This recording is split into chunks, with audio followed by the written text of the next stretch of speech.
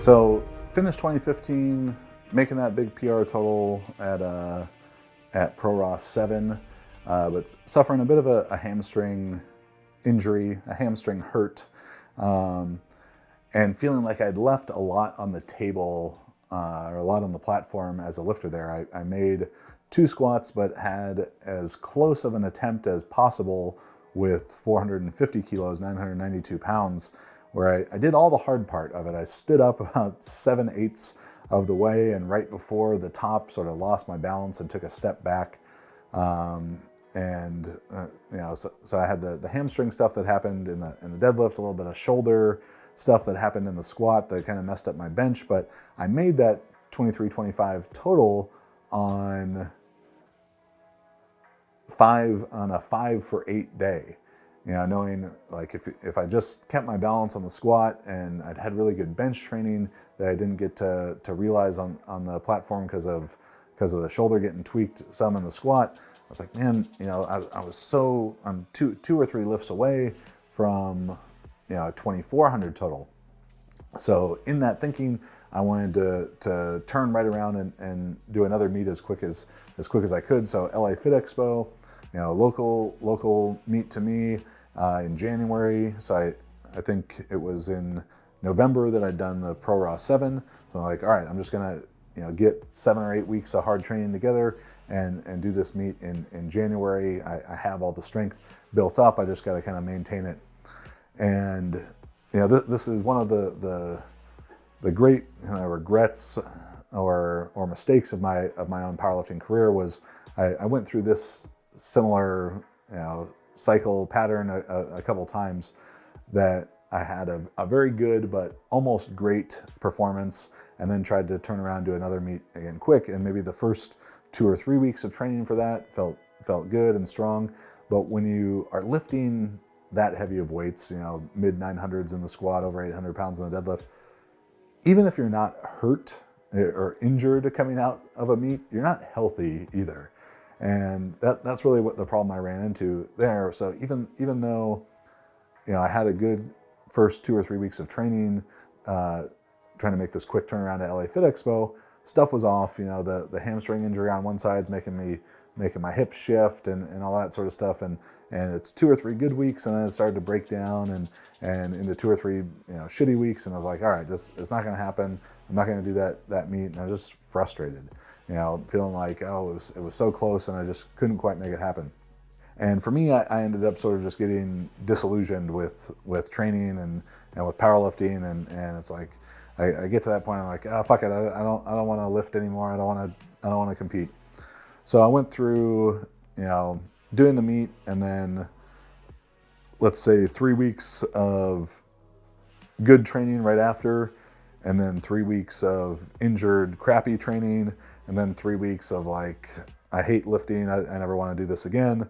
And then, all right, okay, let's get back into doing some training. But at that point for me, it was not powerlifting training that was fun for me to do. So I was doing hill sprints and box jumps and weightlifting and strongman and all these different things to kind of refresh myself,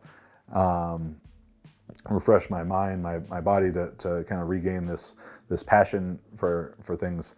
And at the same time, I was having the opportunity to really grow and build my resume as a coach. So there in early 2016 at that LA Fit Expo meet, though I didn't compete, I did coach a lot of excellent athletes there. Brandon Allen made his first 2,300-pound total, got to coach him there. Andy Huang made a huge total, Steve Gentili, T. Papula. A lot of the lifters I was working with were doing excellent things at the Arnold there in early March. Marissa set the IPF world record in the deadlift. So even though I was having my own frustrations as a lifter, a lot of good stuff was happening for me and the athletes that I coached. So that was an exciting time. So I started working with Chad actually in 2014. He started coaching me right after I did 2014 Worlds, which was in South Africa. And just from what I learned I was doing everything wrong as far as the peaking block, and my numbers increased substantially that year. So in 2016, I had won nationals already, decided to do the Arnold, and that Arnold was in March of that year. And going into that meet, had a great training block, as usual with Chad, and we actually were doing a booth that year. So get to the Arnold, setting everything up the day before. I had to compete the next day, worked the booth the whole entire day, which was probably not the best strategy going into that meet. So going into that meet, I was feeling a little bit fatigued, had a bad squat and a terrible bench, just because of being so tired and not taking enough rest. And going into the deadlift, I remember specifically, telling Chad, like, just put the world record on the deadlift. This is what we came here for. Meat was already kind of bad, so let's just go for it. And I pulled the world record at 385 pounds at that meet. And I set the standard. That was actually for the IPF. Unfortunately, a week later, it got broke by Joy, but nevertheless, we were the first to set that standard at that meet. So that start of the 2016 for that year was definitely a good start for meets for me and working with Chad. And then we also decided that year to do a bunch of USAPL meets at the gym that year. So I don't know if that was a fortunate or unfortunate thing. Definitely learned a lot from that. Learned that we don't want to do that. It was a lot of work, but it was also just a really good experience and a good use of the Juggernaut gym at the time. I had already committed from the last Australia trip to going back to do Pro Raw 8, which is at the Arnold, Australia, just a couple weeks after the American Arnold. But with all the box jumps and snatches and cleans and farmers carries and rowing and not powerlifting I had been doing, I wasn't quite ready to do a powerlifting meet. So I was committed to do a couple seminars there and arrived thinking that I was not going to compete in powerlifting. I didn't bring my belt. I didn't bring a singlet. I didn't bring anything. I told them I wasn't going to do the meet. I was just going to do the seminars. But once I got there, some guilt tripping, some kind of getting caught up in the moment, I did decide to compete, and I did the meet with no knee sleeves, bare knees, no belt, no wrist wraps. As always, walked out the squats and then self handoff bench press. So it was about as raw as possible. It was like a sushi style, powerlifting meet, totally raw, and had a fun time doing that. Actually deadlifted 804, which was a big PR with no belt. And considering in the previous, that was middle of March, I probably hadn't deadlifted over, I think 300 kilos for a triple was the heaviest I'd done in the previous 10 or 12 weeks.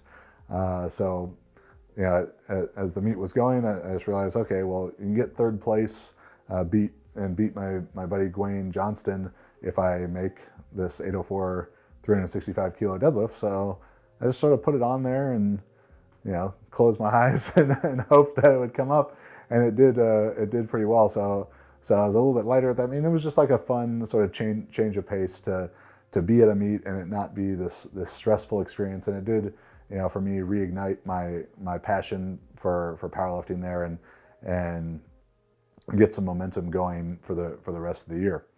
So back at home, back at the gym, we're doing a lot of different stuff. Max is now in Southern California with me, and we're making this push to expand Juggernaut's presence in weightlifting. While the previous years we had athletes we referred to as Team Juggernaut, it was really just a sponsorship and helping them financially get to meets and for their hotels and giving them clothes and all that stuff. But now with Max, we could have a real team. So we created an official USAW club. And also around this time, we found out that the Olympic Training Center was going to be shutting down. So there was going to be a lot of homeless athletes who needed a place to train. So that gave us the opportunity to grow, or to kind of make this move to get some of those athletes who are at the OTC now moving to Southern California to train full time with Max. Anthony Pomponio was the first one to make that commitment. He's from Southern California already, so it was great to have Pomp out here, and he made great progress with Max. And we had a really fun training camp with a ton of athletes from around the country, and that was just a good time. So through 2016, we had a bunch of top lifters there at the gym, and the big thing that kind of came out of that was really developing the weightlifting team in Juggernaut. For me, it was a learning experience to take on lifters at a high caliber and find the right things to do, the right kind of training. Really push my own coaching limits to kind of get the most out of these people. And as time went on, we kind of built up this really, really solid team. In 2016, we took on Alyssa Ritchie, Kiana Welch. Both went on to break American records, and so we, as a club, we grew a lot. We picked up great lifters, but we grew a lot in the sense that there was a lot of mistakes made and a lot of learning that took place, from a coaching standpoint, from a programming standpoint, that I think had that not happened, we would never have gotten much further than that. It was kind of it had to be something that grew organically, and I think Chad obviously let that happen, gave me the reins to the club.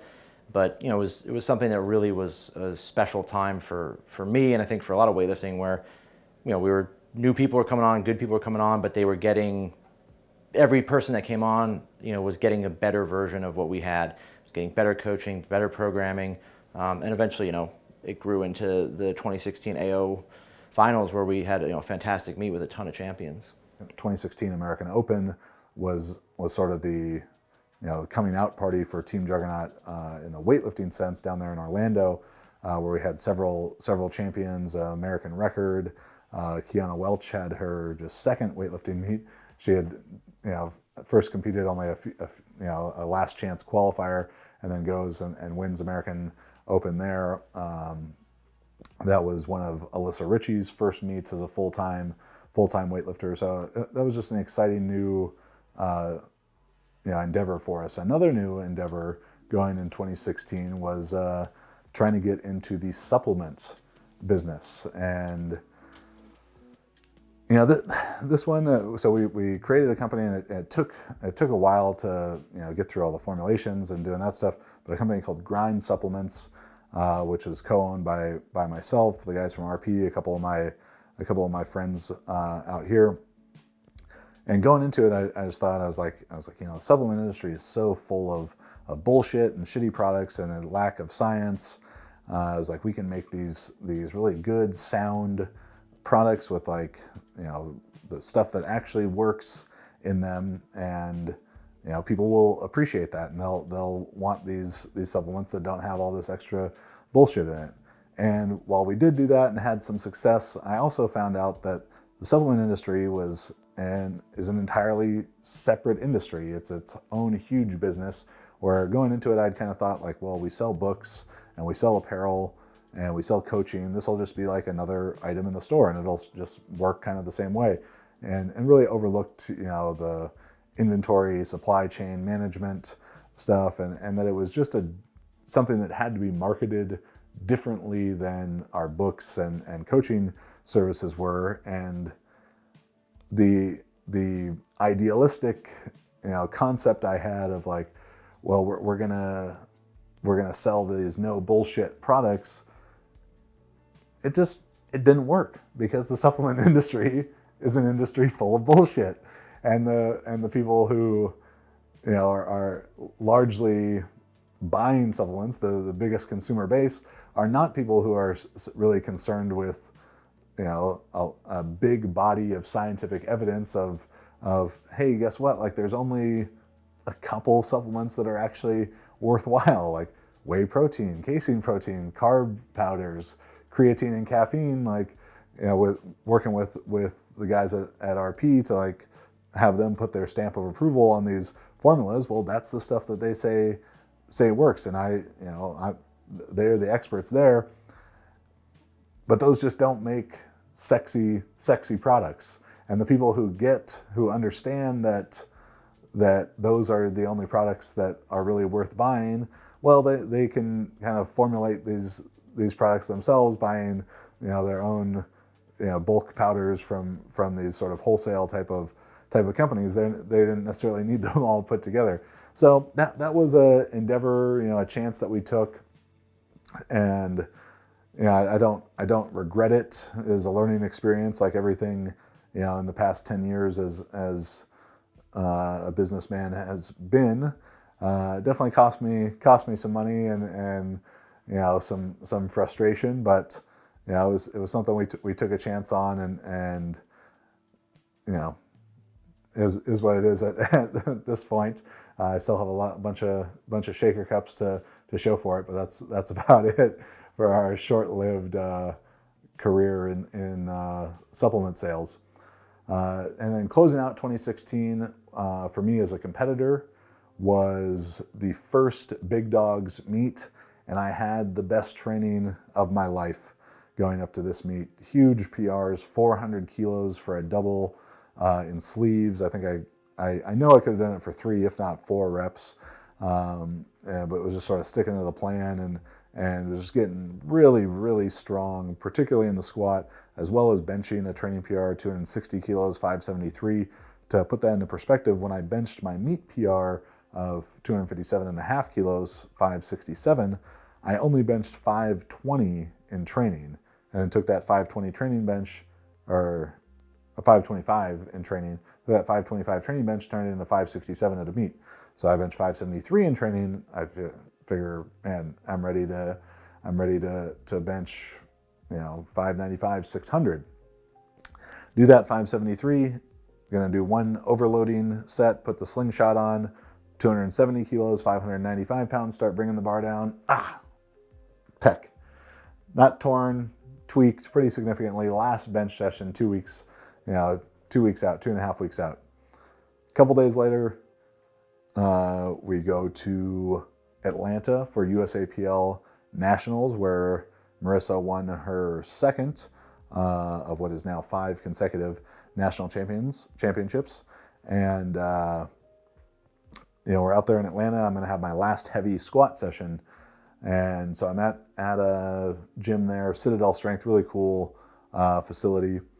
And that day I'm supposed to, I think, go up to 948, something like that, 948 in reps. So I'm working my way up. Can tell it's not perfect, whether it's travel, whether it's accumulated fatigue from being at the very end of a peak, whatever it is. I missed the 948, and I was like, I knew in my mind, shut it down. All right, things are a little bit off with the travel or whatever. I'd missed heavy squats in training before and gone on to squat way heavier at meets, so I was not rattled by that. But I let my ego get the best of me, in that we were at this gym was basically like the training facility for everyone to get their sort of last workouts in before nationals. So the gym is full of all these USAPL competitors, and people are asking for pictures and taking videos and stuff. And I let myself get caught up in that and think, you just look shitty, you missed this squat, like you got to make something big. So I go to do my drop set in sleeves, which I think would have been 9. I can't remember the specific number, but it was heavy. And I'm on the way down, feeling strong, explode out of the hole first 2 or 3 inches, and just feel in my right quad pop, and kind of tore in the muscle belly of the quad. So fortunately nothing with the tendon, but spotters saved me. Thankful for them. And at that point, I'm just like, oh my God, I gave away the best training cycle of my life, because my ego wanted to impress people I don't know at some gym on the other side of the country. So we go coach Marissa that night in the primetime session. She wins. It's awesome. I'm hobbling around trying to ice my leg the rest of the weekend. And 10, 11 days later, we fly to Australia for the Big Dogs meet. And my Dr. Quinn and Dr. Joe had been very helpful in getting my leg healthier and healthier. And I went in feeling pretty good, as good as I could have, I think. But when you're going to put close to 1,000 pounds on your back, there can't be any hesitation.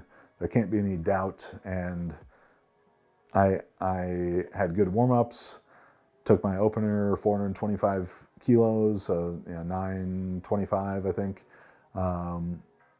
Felt pretty good. And then I jumped up for 445 kilos, 981 for what would have been a PR on the second. mind you, my when I squatted 970, my best training squat was 915. For this meet, I think I'd squatted 937 in training, and much better than the 915 was the previous year. I'd done these huge squats in sleeves, over 900 pounds in sleeves. I think 915, 926, somewhere in there in sleeves, 400 kilos, 882 for a double. I was like, I'm ready to squat well into the thousands if everything was healthy. And despite everything not being healthy, I still wanted to do that anyways. I think being a good competitor, there's stubbornness that comes along with that, and that can be helpful sometimes, and it can be not helpful sometimes. So I tried to stick with my original plan, 981 on the second, and I come down, and I remember going on the way down, just thinking, when's it gonna hurt? When's it gonna hurt? When's it gonna hurt? And that's not a thought that you can have in your head with 981 pounds on your back. So miss it, come back on the third, give it a good attempt, but it just wasn't quite there.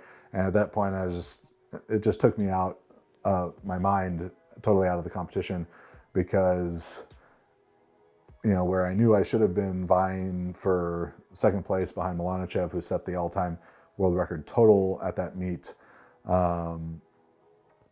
Eric Lillibridge had bombed out in the squat, so I knew, all right, second place is mine for the taking. And then I missed that squat, and it just, it took me out mentally, which it's something I talk to the lifters I coach about, that it's got to be one lift at a time, and when the squat is done, the squat is done. We can't do anything to go back and change that. All you can do is move forward, and make the first bench as good as you can. And that was a situation of where it's easier for me to give advice than to take my own advice. So, for as frustrating as a day as it was, I still totaled, I believe, 1,040 kilos on 4 for 8 lifting, so 2281 on 4 for 8. So if that's about the in my, as I look back at my powerlifting career, that is probably my worst meet relative to what my expectations were. So if 2280 is your worst day, well, I guess that's not too bad, but it's all about perspective, and that was a very frustrating day for me. But 2016, much like 2015, much like all of these years, really, it's got ups, it's got downs. It had some great training moments, some great moments as a coach. A lot of growth for us, especially in the weightlifting community. Our lifters doing a lot of great things there.